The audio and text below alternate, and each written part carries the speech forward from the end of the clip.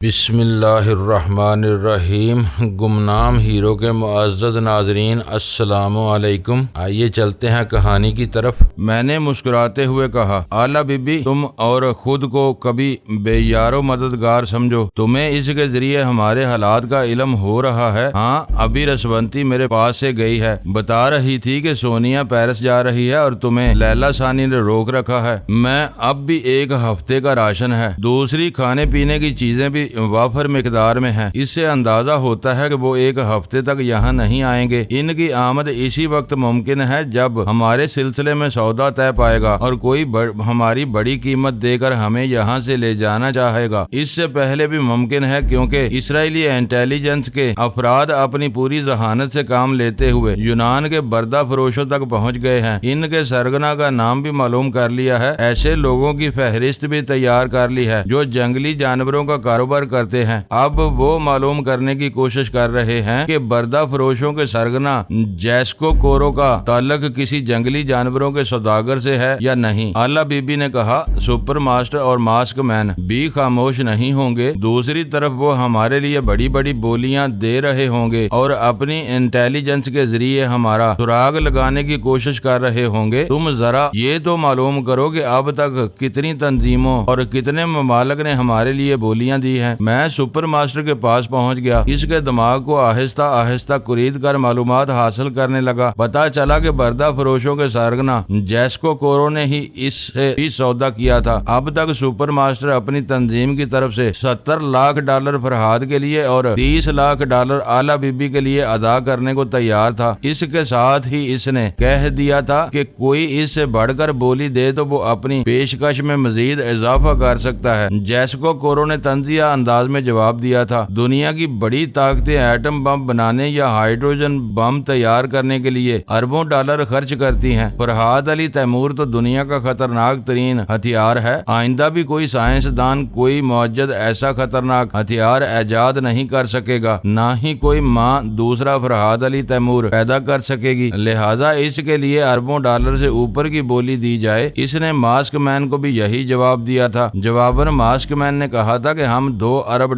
دینے کو تیار ہیں، پہلے طریقہ کار طے کر لیا جائے کہ فرحاد علی تیمور اور مدام اعلیٰ بی بی کو کس طرح تمہارے ہاتھوں سے ہمارے ہاتھوں تک پہنچایا جائے گا، کیونکہ جیسکو کورو نے جواب دیا، ابھی تو ہم بولی دینے والوں کا حوصلہ دیکھ رہے ہیں، جب آپ میں سے کسی کی بولی ہماری توقع سے کچھ زیادہ ہوگی تو ہم اسی پارٹی پر فرحاد کو منتقلی کا طریقہ کار بتائیں گے۔ میں اس کے دماغ سے معلومات حاصل کر رہا تھا، اس سلسلے میں جو سب سے اہم اور چونکا دینے والی بات معلوم ہوئی وہ یہ تھی کہ ایک نامعلوم شخص بڑے سازشی انداز میں میرا سودا کرنا چاہتا تھا۔ اس نے جیسکو کورو سے کہا، فرحاد علی تیمور بار بار تمہاری گرفت میں نہیں آئے گا، ایک بار سودا کرو گے تو گھاٹے میں رہو گے، میرے منصوبے پر عمل کرو گے تو ہمیشہ منافع حاصل ہوتا رہے گا۔ جیسکو کورو نے کہا، اس دوران میں فرحاد کی ٹیلی پیتھی واپس آ جائے تو زندگی بھر کا کمایا ہوا تمام منافع صرف ایک موت کے نقصان میں بدل جائے گا۔ اگر ہم فرحاد کو دوست بنا کر رکھیں اور اس کا سودا بھی کریں تب بھی وہ کبھی ہمارا دشمن نہیں بنے گا۔ تمہاری بات سمجھ میں نہیں آئی؟ یوں سمجھو کہ اس وقت جتنی بھی بڑی تنظیمیں فرحاد کو منہ مانگی قیمتوں پر حاصل کرنا چاہتی ہیں وہ ساری کی ساری فرحاد کی دشمن ہیں۔ اگر ہم سپر ماسٹر، ماسک مین اور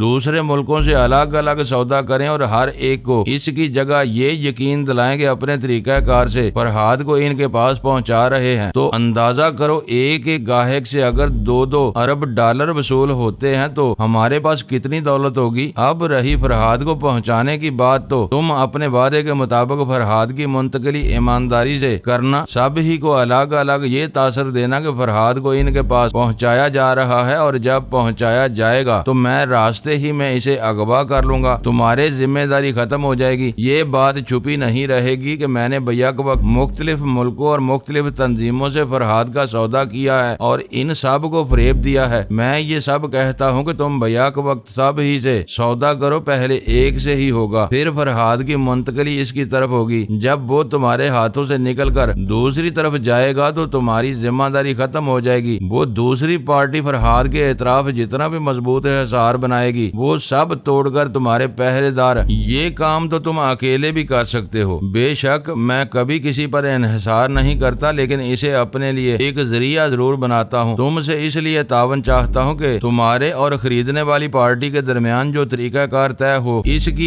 ایک ایک تفصیل سے تم واقف رہو گے، اور یہ واقفیت تمہارے ذریعے مجھے ہوگی تو میں بآسانی لائن آف ایکشن بنا کر اپنا کام کر گزروں گا۔ اس کے لیے میں اپنے منافع سے تمہیں اچھا خاصا حصہ دوں گا۔ تمہاری یہ بات سمجھ میں آ گئی کہ میں کسی ایک پارٹی سے سودا کروں گا اور تم بیچ میں گھپلا کرو گے، لیکن میں مال کو ایک پارٹی کے ہاتھ فروخت کرنے کے بعد پھر اسی مال کو کسی دوسری پارٹی کے ہاتھ کس طرح فروخت کر سکتا ہوں؟ اس طرح میرا فریب کھل جائے گا۔ میں نے سب کچھ سوچ لیا ہے۔ دوسری پارٹی سے جب سودا ہوگا تو تمہارا نام جیسکو کورو نہیں ہوگا، تمہاری شخصیت بدل جائے گی، تمہارا مقام بدل جائے گا، تمہارا انداز بدل جائے گا، اور یہ سب کچھ میں کروں گا۔ یاد رکھو، ایک بار سودا کرنے کے بعد دوسری تیسری بار جتنے بھی سودے ہوں گے وہ میں تنہا کر سکتا ہوں۔ تمہیں صرف اس لیے اپنے ساتھ رکھنا چاہتا ہوں کہ پہلا سودا تم کر رہے ہو، تم میرے لیے بہت اہم ہو۔ اگر مان لو تو بردہ فروشی کے مذموم دھندے سے نجات حاصل کر کے ایک عزت دار دولت مند شخصیت سے زندگی گزارو گے اور مزے کرو گے۔ میں جیسکو کورو کے ذہن کو پڑھ رہا تھا، وہ سوچ رہا تھا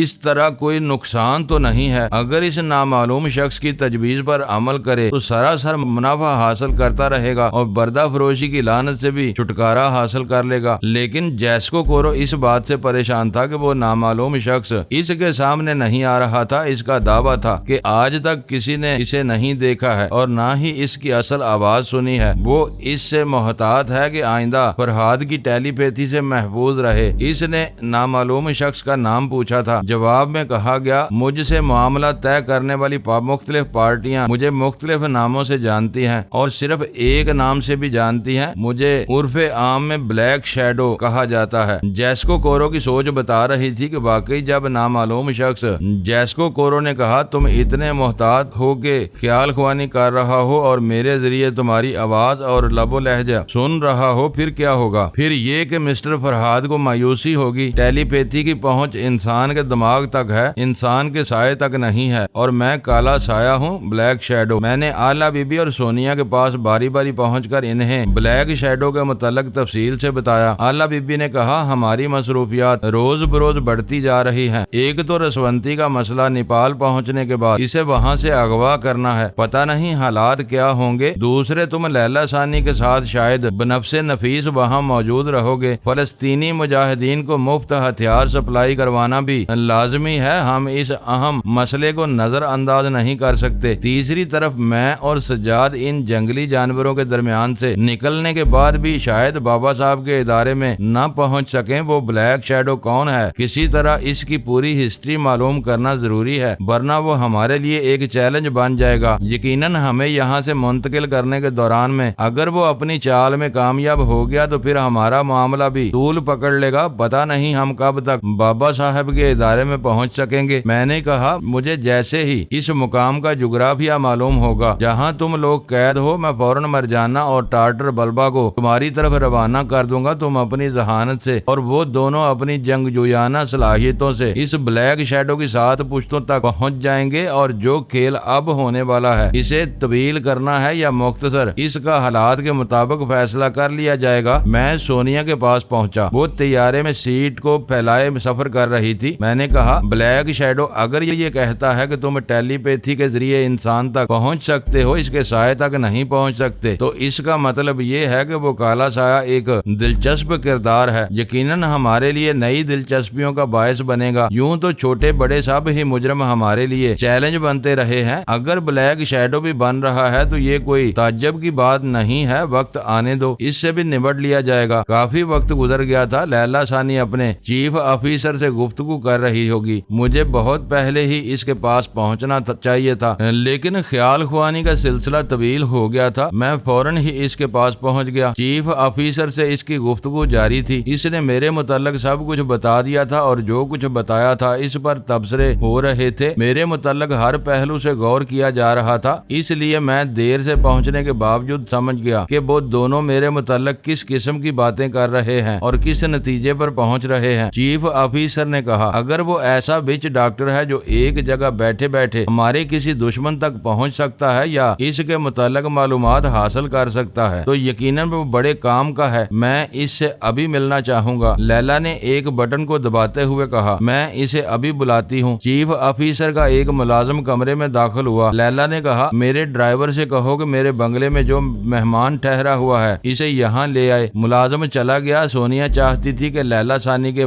موجودہ اقدامات کے متعلق میں اسے باخبر رکھوں، لہٰذا میں نے اسے ساری بات بتائی۔ سب کچھ سننے کے بعد سونیا نے کہا، مجھے ڈر ہے کہ تم فلسطینی مجاہدین کے معاملات میں دور تک ملوث ہوتے چلے جاؤ گے اور وہاں تمہارا کافی وقت گزرے گا۔ تم فکر نہ کرو، جب فلسطینی مجاہدین کو ہتھیار مفت ملنے لگیں گے یا بآسانی دستیاب ہونے لگیں گے تو میں چلا آؤں گا۔ فلسطینی مجاہدین کا ایک مسئلہ نہیں ہے، کئی ہیں۔ تم ایک کے بعد دوسرے مسئلے میں الجھتے جاؤ گے۔ پھر یہ تو معلوم کرو کہ لیلا کی پلاننگ کیا ہے۔ ایک طرف تو وہ اس اسمگلر کرسٹوفر میکی تک پہنچنا چاہتی ہے تاکہ مجاہدین کی بھلائی ہو، دوسری طرف وہ یہودی افسران کے سامنے تمہیں پیش کر رہی ہے تاکہ تم ان ہتھیار سپلائی کرنے والوں کی نشاندہی کر سکو۔ اب یہ کیسے ممکن ہے؟ ایک طرف ہتھیار سپلائی کرنے والوں کا رازداری میں رہنا مجاہدین کے لیے لازمی ہے، دوسری طرف ان کی سلامتی یہودیوں کے لیے خطرہ ہے۔ دونوں ہی باتیں اپنی جگہ قائم رہیں گی۔ کیا تم آئے دن اخبارات میں یہ نہیں پڑھتی ہو یا اپنے آئے دن کے تجربات سے نہیں سمجھ سکتی ہو کہ اصل مجرم کبھی پکڑے نہیں جاتے، ان کے چمچے حراست میں لیے جاتے ہیں اور قانونی طور پر ان کی خانہ پوری کی جاتی ہے۔ اسی طرح میں ایسے فلسطینی مجاہدین کا محاسبہ کروں گا جو لالچی ہیں، غدار ہیں اور دوسرے مجاہدین کو بدنام کرتے ہیں۔ پہلے تو میں انہیں وارننگ دوں گا، اگر وہ راہ راست پر نہ آئے تو لیلا ثانی یہودی حکمرانوں کی وفادار بن کر ان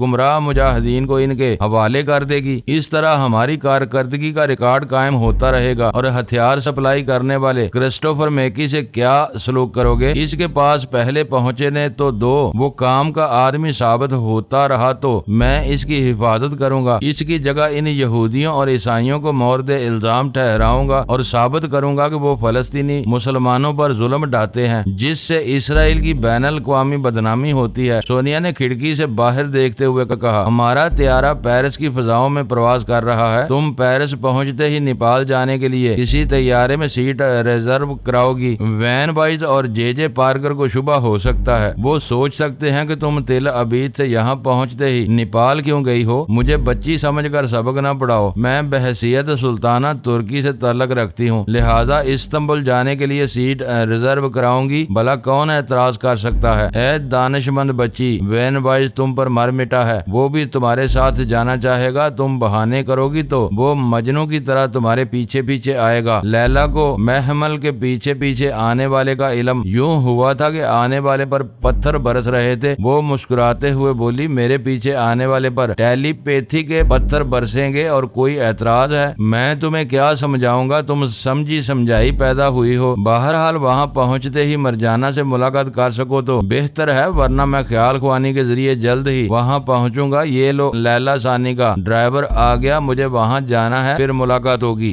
20 منٹ کے بعد میں چیف آفیسر کے بہت ہی خوبصورت سے ڈرائنگ روم میں پہنچا۔ وہاں لیلا ثانی بھی موجود تھی۔ مجھے آفیسر نے بیٹھنے کے لیے کہا، پھر سوال کیا، کیا تم وچ ڈاکٹر ہو؟ میں نے مسکراتے ہوئے کہا، مس سارا آئزک نے میرے متعلق جو کچھ بتایا ہے وہ درست ہے۔ تم کوئی حیرت انگیز کمال دکھا سکتے ہو؟ میں نے انکار میں سر ہلایا۔ میں کسی معقول وجہ کے بغیر ان بدروحوں کو اپنے حکم کی تعمیل پر مجبور نہیں کرتا جو میرے قابو میں ہے۔ کیا تم کسی چھپے ہوئے مجرم کا ٹھکانہ بتا سکتے ہو؟ جی ہاں، اگر مجھے اس کا نام بتایا جائے، اس کی تصویر دکھائی جائے، اس کی ہسٹری پیش کی جائے تو میری بدروہیں اس کی شہ رگ تک پہنچ جائیں گی۔ چیف آفیسر نے ذرا سنبھل کر صوفے پر بیٹھتے ہوئے کہا، ایک قاتلہ ہمارے لیے چیلنج بن رہی ہے۔ ہمیں اس کا نام معلوم نہیں ہے، نہ تو اس کی کوئی تصویر ہمارے پاس ہے اور نہ ہی ہم اس کے متعلق زیادہ کچھ جانتے ہیں۔ پھر تو مجبوری ہے، میں صرف نام سے اس ہستی تک نہیں پہنچ سکتا، کیونکہ ایک ہی نام کی بے شمار ہستیاں ہوتی ہیں۔ بائی دی وے، اس کا نام کیا ہے؟ چیف آفیسر نے کھنکار کر گلا صاف کرتے ہوئے کہا، لیلا ثانی۔ لیلا اپنے صوفے پر پہلو بدل کر مجھے دیکھنے لگی۔ وہ سوچ بھی نہیں سکتی تھی کہ چیف آفیسر پہلی ہی ملاقات میں میرے کالے عمل کو اسی کے خلاف استعمال کرنے کے لیے کہے گا۔ میں نے گہری سنجیدگی سے آفیسر کو دیکھتے ہوئے پوچھا، کیا آپ جانتے ہیں کہ مذہب کے اعتبار سے وہ کون ہے؟ میں نے سنا ہے پہلے تم عیسائی تھے، پھر سلطانہ کے عشق میں مسلمان بن گئے ہو، پھر آپ کیسے توقع کرتے ہیں کہ میں مسلمان ہو کر لیلا ثانی کے خلاف کالا عمل کروں گا؟ اگر مجھے اس کی تصویر دکھائی جاتی، اس کی ہسٹری سنائی جاتی، تب بھی میں اس کے خلاف آپ کا ساتھ نہ دیتا اور نہ ہی دوں گا۔ چیف آفیسر کے تیور بدل گئے۔ اس نے غصے سے مجھے دیکھتے ہوئے پوچھا، جانتے ہو تم کس کے سامنے باتیں کر رہے ہو؟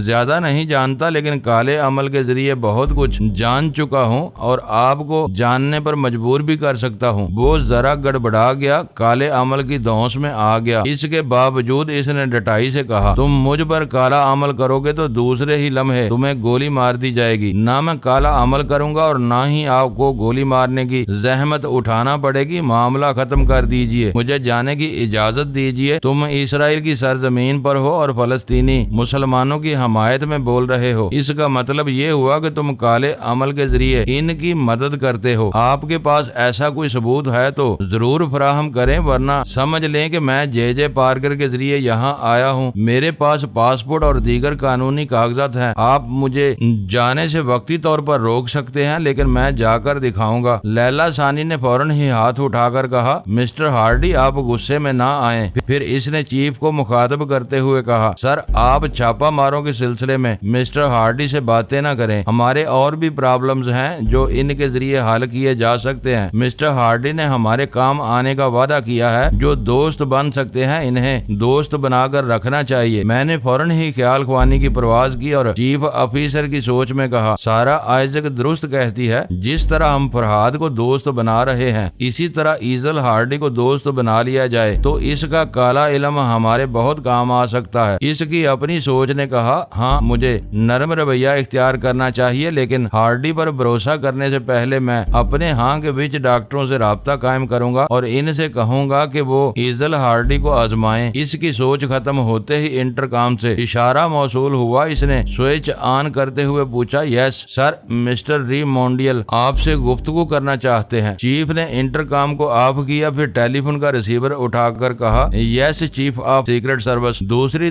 طرف سے ری مونڈیل کی آواز سنائی دی، چیف میں نے آپ کی رپورٹ ابھی پڑھی ہے۔ اس کے مطابق بردہ فروشوں کا سرگنا جیسکو کورو اپنے دھندے کے اعتبار سے وسیع کاروبار تعلقات رکھتا ہے، لیکن چند خاص لوگ ایسے ہیں جو اس کے کاروبار سے تعلق نہیں رکھتے۔ ان میں سے ایک یونان کا اپالو ہے۔ اپالو فری اسٹائل ریسلر ہے، اسے کئی بار جیسکو کورو کے ساتھ دیکھا گیا ہے۔ یہ اپالو وہ شخص ہے جو یوگو ہنٹر کے ساتھ جنگلی جانوروں کا شکار کرتا ہے، انہیں زندہ پکڑ کر لاتا ہے، ان کی پرورش کرتا ہے۔ یوگو ہنٹر ان جانوروں کو دوسرے ممالک میں فروخت کرتا ہے۔ اس طرح یہ ثابت ہوتا ہے کہ جیسکو کورو کا تعلق اپالو کے ذریعے یوگو ہنٹر سے ہے۔ یوگو ہنٹر یونان کے مشرقی ساحل کے ایک چھوٹے سے جزیرے کا مالک ہے۔ اس جزیرے کا نام یونائسس ہے۔ اپالو اسی جزیرہ یونائسس میں رہتا ہے۔ یوگو ہنٹر کبھی یونان کے شہر ایتھنز میں اور کبھی اس جزیرے میں دیکھا جاتا ہے۔ بہرحال وہاں جنگلی جانوروں کی پرورش ہوتی ہے۔ ہم مسٹر فرحاد علی تیمور اور مادام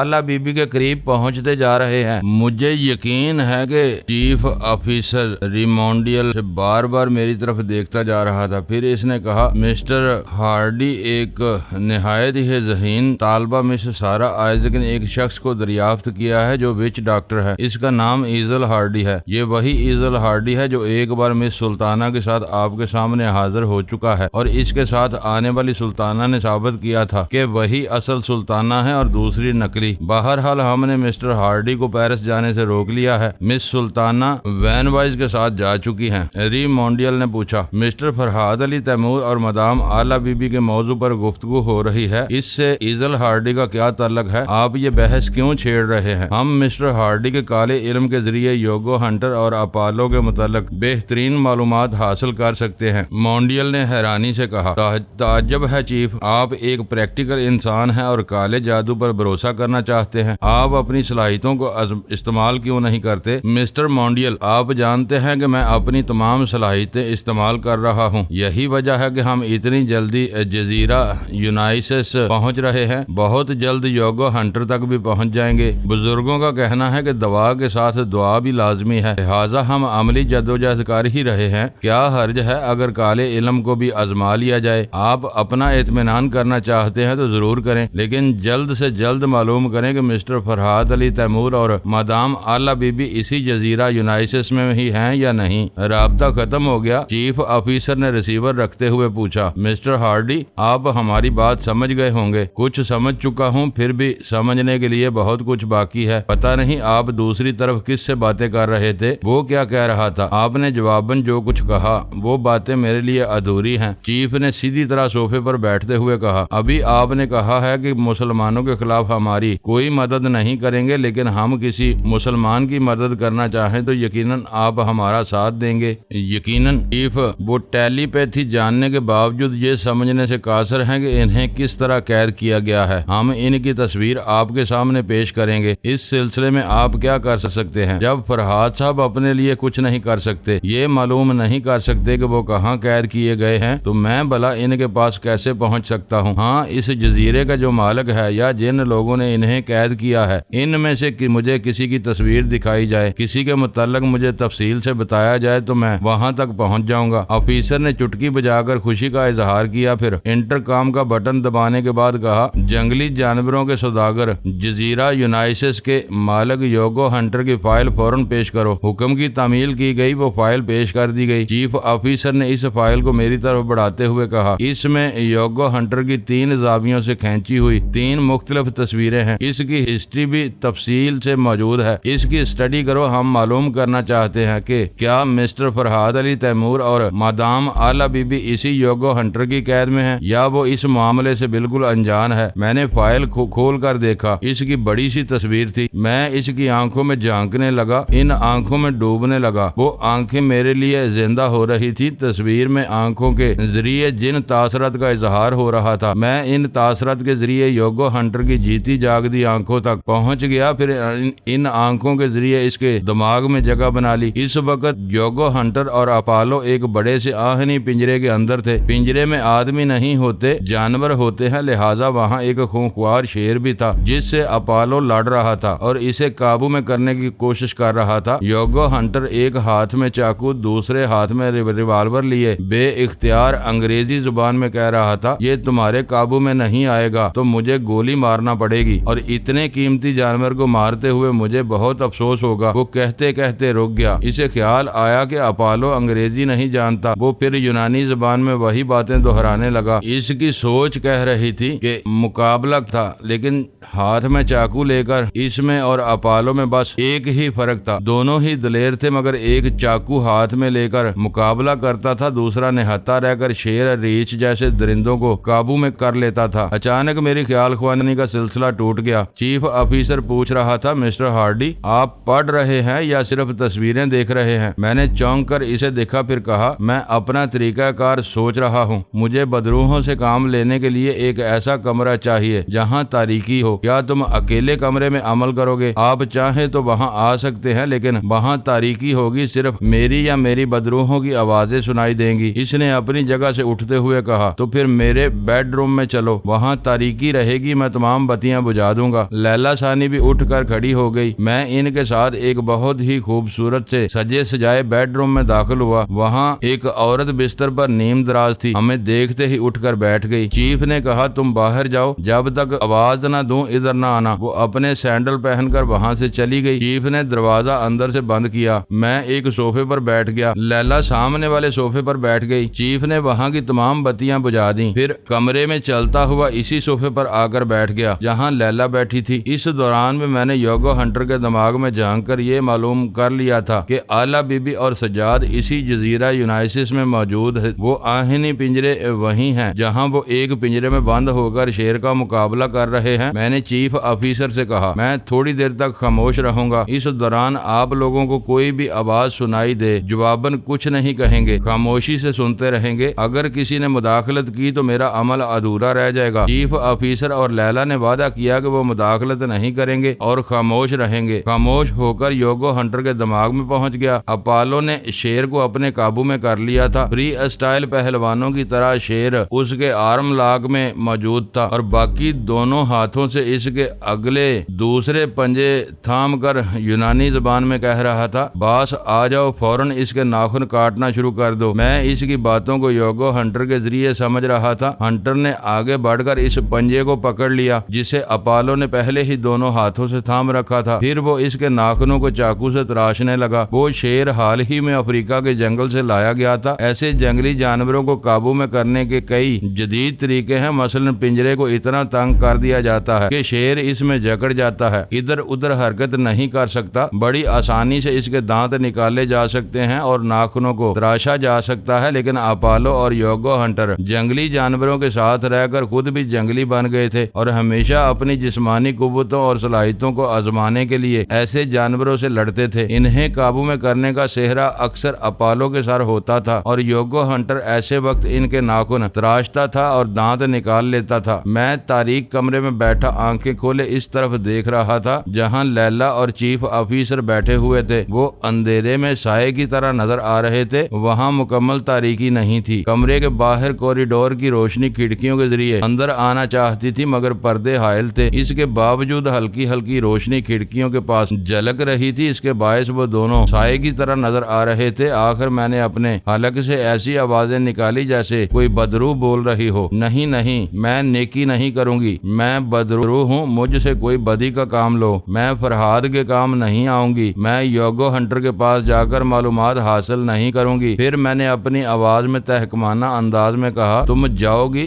ضرور جاؤ گی، یہ میرا حکم ہے۔ فوراً یوگو ہنٹر کے پاس جاؤ، معلوم کرو کیا اس نے کسی کو قیدی کر رکھا ہے۔ تھوڑی دیر تک میرے اور فرضی بدروہوں کے درمیان ڈائلاگ ہوتے رہے، پھر ایک بدرو کی آواز میں کہا، میں جا رہی ہوں، میں جا رہی ہوں، ابھی معلومات فراہم کروں گی۔ اس کے بعد گہری خاموشی چھا گئی۔ لیلا ثانیہ اندھیرے میں آنکھیں پھاڑ پھاڑ کر میری جانب دیکھ رہی تھی۔ میں اسے ایک سائے کی طرح نظر آ رہا تھا، لیکن اس کے احساسات بتا رہے تھے جیسے میرے پاس کوئی بدرو ہو اور وہ بڑی دیر تک مجھ سے لڑتی رہی ہو۔ یہی حال چیف آفیسر کا تھا، اس کے احساسات بھی یہی تھے۔ اس نے بھی کسی بدرو کو وہاں سے جیسے جاتے دیکھا ہو اور پورے یقین سے انتظار کر رہا ہو کہ وہ جلد ہی واپس آ کر خاطر خواہ معلومات فراہم کرے گی۔ انتظار طویل ہو گیا کیونکہ میں انہیں منتظر چھوڑ کر اعلیٰ بی بی سے باتیں کرنے لگا تھا۔ اسے بتا رہا تھا کہ وہ جزیرہ یونائسس میں ہے، ان کا سراغ مل گیا ہے، اب دیکھنا یہ ہے یہودی جاسوس انہیں وہاں سے نکال لانے کے لیے کیا کرتے ہیں۔ اعلیٰ بی بی نے کہا، انہیں سمجھا دینا وہ ایسے اقدامات نہ کریں جن کے باعث یہ لوگ پہلے ہی محتاط ہو جائیں اور ہمیں اس جگہ سے کسی دوسری جگہ پہنچا دیں جہاں ہمیں پھر قیدی بن کر رہنا پڑے اور فرار کا راستہ نہ ملے۔ میں انہیں ایسے اقدامات سے باز رکھوں گا۔ میں سونیا کے پاس پہنچ گیا۔ وہ کیسینو کے مالک ارب پتی یہودی جے جے پارکر کے پاس بیٹھی باتیں کر رہی تھی۔ وہاں پر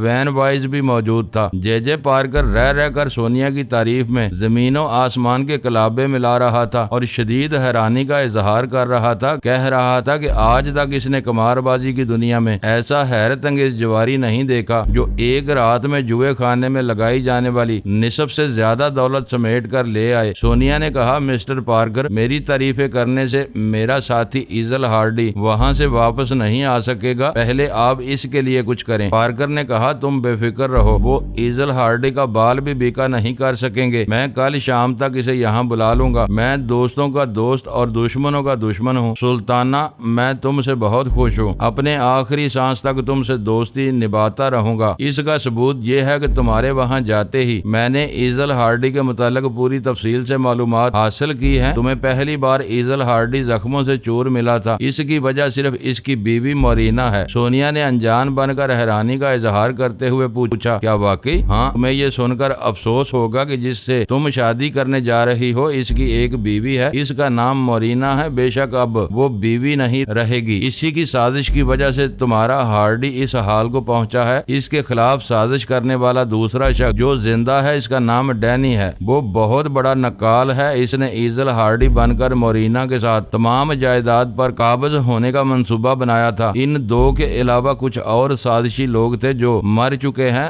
زندوں میں صرف ڈینی اور مورینا رہ گئے ہیں۔ میں نے سوچ کے سونیا کے دماغ میں چپکے سے کہا، اگر ہم ایزل ہارڈی کی دوا ساز کمپنی کے مالک بننے اور اس کی تمام دولت اور جائیداد پر قابض ہونے کے چکر میں پڑیں گے تو تم پیرس سے نکل نہیں سکو گی۔ میں وہاں پہنچوں گا تو مورینا اور ڈینی وغیرہ سے نمٹنے، ان کے خلاف قانونی کارروائی کرنے اور قانونی طور پر وہاں کی دولت اور جائیداد کا مالک بننے کے سلسلے میں اتنا عرصہ لگے گا کہ ہم کسی طرح دوسری طرف خاطر خواہ توجہ نہیں دے سکیں گے۔ میں یہاں زیادہ دیر سلطانہ بن کر نہیں رہ سکتی۔ تم نے وہاں خواہ مخواہ وچ ڈاکٹر کا رول ادا کیا ہے۔ اگر جے جے پارکر کو معلوم ہوگا تو وہ تمہارے اس نئے روپ پر حیران رہ جائے گا۔ وہ یہ بھی سوچ سکتا ہے کہ ایک وچ ڈاکٹر نے ایزل ہارڈی ہارڈی کا روپ اختیار کیا ہے اور کسی سلطانہ کے ساتھ مل کر یہاں ایزل ہارڈی کی دولت اور جائیداد پر قابض ہونا چاہتا ہے۔ وہ ایسا سوچ سکتا ہے۔ میں کوشش کروں گا کہ میرے یہاں وچ ڈاکٹر بننے کی بات جے پارکر تک نہ پہنچے۔ میں ابھی اس کا انتظام کرتا ہوں۔ سونیا نے کہا، کیا میں اپنے اصل روپ میں آ جاؤں؟ تمہیں رسونتی کے پیچھے نیپال جانا ہے؟ ہندوستان کی انٹیلیجنس والے اور سیکرٹ سروس کے لوگ تمہیں سونیا کی حیثیت سے بہت اچھی طرح جانتے ہیں۔ تم کسی دوسرے روپ میں وہاں جا سکتی ہو، میں پھر تم سے رابطہ قائم کروں گا۔ میں دماغی طور پر حاضر ہو گیا۔ کمرے میں اسی طرح تاریکی تھی۔ لیلا ثانی اور چیف آفیسر اپنی جگہ گم سم بیٹھے ہوئے تھے۔ میں نے کہہ دیا تھا کہ میرے عمل کے دوران خواہ کتنی ہی دیر ہو جائے وہ خاموش بیٹھے رہیں، اس لیے بیچارے خاموش تھے۔ چیف آفیسر کی سوچ نے بتایا کہ میرے خاموش رہنے کے دوران وہ ایک بار چپکے سے اٹھا تھا اور دبے قدموں چلتا ہوا ایک گوشے میں جا کر وہاں سے ٹیپ ریکارڈر اٹھا لایا تھا۔ اب اسے اپنے سامنے رکھ کر بیٹھ گیا تھا۔ ارادہ تھا کہ آئندہ بدرو کی آواز کمرے میں ابھرے گی تو وہ ان آوازوں کو ریکارڈ کرے گا۔ اچانک میں نے خاموشی کو توڑ دیا، دھیرے دھیرے گرانے لگا۔ اسی وقت آفیسر نے ریکارڈر کو آن کر دیا۔ اس کے آن ہوتے ہی وہ خود بکھلا کر صوفے پر ذرا پیچھے سرک گیا، کیونکہ لیلا ثانی کہے لگانے لگی تھی اور بدرو کے انداز میں کہہ رہی تھی، میں آ گئی ہوں۔ چیف آفیسر نے ذرا سخت لہجے میں پوچھا، مس سارا، یہ کیا حرکت ہے؟ وہ پھر کہے لگانے لگی، یہ وہی حرکت ہے جو تم چاہتے ہو۔ میں معلومات حاصل کر کے آئی ہوں، جو پوچھو گے جواب دوں گی۔ وہ پریشان ہو کر نیم تاریکی میں میری طرف دیکھنے لگا۔ میں نے گمبھیر لہجے میں کہا، آفیسر، سوال کرو تمہیں جواب ملے گا۔ اس وقت میری وہ بدرو تمہاری سارا آئزک کے جسم میں سمائی ہوئی ہے، وہی جواب دے گی۔ چیف نے ہچکچاتے ہوئے پوچھا، کیا تم یوگو ہنٹر کے پاس گئی تھی؟ ہاں گئی تھی۔ کیا جزیرہ یونائسس میں مسٹر فرحاد علی تیمور اور آلا بی بی کو قید کیا گیا ہے؟ ہاں، ان دونوں کو اس جزیرے میں جانوروں کے پنجروں کے درمیان ایک مکان میں قید کیا گیا ہے۔ اس بات کا کیا ثبوت ہے کہ تم جو کہہ رہی ہو وہ سچ ہے؟ میں اس مکان کے متعلق پوری تفصیل سے بتا سکتی ہوں۔ اس کے 4 کمرے اوپر اور 4 کمرے نیچے ہیں۔ سب سے پہلا کمرہ دفتر کے طور پر استعمال ہوتا ہے۔ اس مکان کے اطراف ہزاروں گز کے رقبے میں خوبصورت باغیچہ ہے۔ اس باغیچے کے اطراف آہنی پنجرے دائرے کی صورت میں ہیں۔ پنجروں میں خونخوار شیر اور چیتے ہیں۔ ان شیروں اور چیتوں کے پنجروں کے بعد دوسرے جنگلی جانوروں کے بھی پنجرے ہیں۔ جزیرہ یونائسس میں جو لوگ آباد ہیں وہ سب کے سب یوگو ہنٹر کے ملازم ہیں، مرد ہوں، عورتیں ہوں، بوڑھے ہوں یا بچے ہوں، وہ سب کے سب اس کے وفادار ہیں اور سب ہی اپالو سے بے حد خوفزدہ رہتے ہیں۔ چیف آفیسر نے بے چینی سے پہلو بدل کر تقریباً خوش ہوتے ہوئے کہا، یہ تمام معلومات درست ہیں۔ مسٹر فرحاد علی تیمور اور مدام آلا بی بی جہاں قید کیے گئے ہیں وہاں کا ماحول وہی ہے جیسا کہ ابھی بیان کیا گیا ہے۔ کیا تمہاری بدرو فرحاد علی تیمور کے متعلق معلومات فراہم کر سکتی ہے؟ دوسرے ہی لمحے میں نے لیلا ثانی کے دماغ کو آزاد چھوڑ دیا اور چیف آفیسر کے دماغ پر قابض ہو گیا۔ وہ اسی لمحے نسوانی آواز میں بولنے لگا گویا بدرو بول رہی تھی، میں فرحاد علی تیمور کے متعلق بہت کچھ بتا سکتی ہوں، بشرطے کہ ابتدائی معلومات تم خود فراہم کرو۔ وہ خیال خوانی کے قابل ہوا ہے یا نہیں؟ بدرو کے اس سوال کے ساتھ ہی میں نے چیف کے دماغ کو ذرا آزاد چھوڑا۔ وہ پریشان ہو کر دونوں ہاتھوں سے سر تھام کر دیدے پھیلائے ہوئے نیم تاریکی میں میری طرف دیکھ رہا تھا، سمجھنے کی کوشش کر رہا تھا کیا واقعی بدرو اس پر قابض ہو گئی تھی۔ اس کی سوچ کے دوران بدرو پھر اس پر قابض ہو گئی۔ اس نے پھر وہی سوال دہرایا، کیا فرحاد علی تیمور کی ٹیلی پیتھی کی صلاحیت واپس آ گئی ہے؟ اس بار میں نے چیف کے دماغ کو آزاد چھوڑا تو اس نے نہیں کے انداز میں سر ہلاتے ہوئے کہا، میں کچھ نہیں جانتا، میں فرحاد علی تیمور کی ٹیلی پیتھی کے متعلق کچھ نہیں جانتا۔ اس کی بات ختم ہوتے ہی میں پھر اس کے دماغ پر قابض ہو گیا۔ اس بار وہ کہنے لگا، ہاں جانتا ہوں، میں بہت کچھ جانتا ہوں، یہ ایک راز ہے، کسی کو بتانے کی اجازت نہیں ہے۔ فرحاد کی ٹیلی پیتھی کی صلاحیتیں واپس آ گئی ہیں۔ وہ خیال خوانی کے ذریعے ہمارے ربی اسفند یار سے رابطہ قائم کر چکا ہے اور ربی کے ذریعے ہم سے بھی گفتگو ہو چکی ہے، لیکن یہ بہت اہم راز ہے۔ ہم میں سے کوئی یہ بات زبان پر لائے گا تو وہ سیکرٹ سروس سے خارج کر دیا جائے گا اور سزا کا مستحق ہوگا۔ چیف آفیسر خاموش ہو گیا تھا، حیرانی سے آنکھیں پھاڑ کر کبھی میری طرف نیم تاریکی میں دیکھتا تھا اور کبھی کیسٹ ریکارڈر کی طرف۔ میں نے اس کی سوچ میں کہا، ابھی مجھے کیا ہو گیا تھا؟ میں کچھ کہہ رہا تھا مگر میری سمجھ میں نہیں آ رہا تھا۔ ارے یہ تو کیسٹ ریکارڈر آن ہے، یقیناً جو کچھ میں نے کہا ہے وہ باتیں اس میں ریکارڈ ہو چکی ہیں، مجھے سننا چاہیے۔ معزز ناظرین، لائک کریں، شیئر کریں اور کمنٹس باکس میں پاک آرمی زندہ باد، پاکستان پائندہ باد کا نعرہ ضرور درج کر کے اپنے ملک پر فخر کریں اور پاکستان کی بنیادیں مضبوط کرنے میں اپنا کردار ادا کریں۔ ویڈیو دیکھنے کا شکریہ۔ معزز ناظرین، اپنا خیال رکھیے گا اور ہمارے چینل کا بھی۔ ISI پاک آرمی زندہ باد، پاکستان پائندہ باد۔